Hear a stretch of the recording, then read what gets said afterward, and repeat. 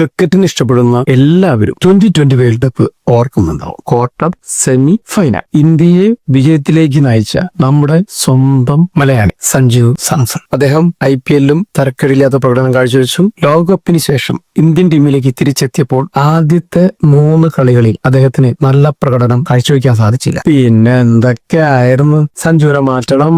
Haters എല്ലാവരും പറയാൻ തുടങ്ങി. സഞ്ജു കളിക്കുന്ന ദിവസം എല്ലാവരും പൊക്കി പറയും, പിന്നെ കളിക്കാത്ത ദിവസങ്ങളിലൊക്കെ എന്നും പ്രശ്നമാണ്. ക്രിക്കറ്റിൽ അങ്ങനെ സ്ഥിരതയുള്ള ബാറ്റ്സ്മാൻമാർ ആരെങ്കിലും ഉണ്ടോന്ന് ചോദിച്ചു കഴിഞ്ഞാൽ എനിക്ക് തോന്നുന്നില്ല. എല്ലാ കളികളും പെർഫോം ചെയ്യുന്നു. ചില കളിക്കാർ അടുപ്പിച്ച് റൺ അടിക്കുന്നവരുണ്ടാവും. ചിലവര് ഓരോ കളികൾ അല്ലെങ്കിൽ 2-3 കളികളൊക്കെ അവർക്ക് കളിക്കാൻ സാധിക്കില്ല. തുടർന്നുള്ള കളിയിൽ കളിക്കും. ഭാഗ്യവും കൂടിയതാണ് ക്രിക്കറ്റ്. ലോകകപ്പിൽ മാൻ ഓഫ് ദി സീരീസ് ആയ പ്ലെയർ, അങ്ങനെയുള്ള ഒരു പ്ലെയറെ 3 കളിയുടെ പേരിൽ എടുത്തു മാറ്റി. ഇപ്പൊ എന്തായി കഥ?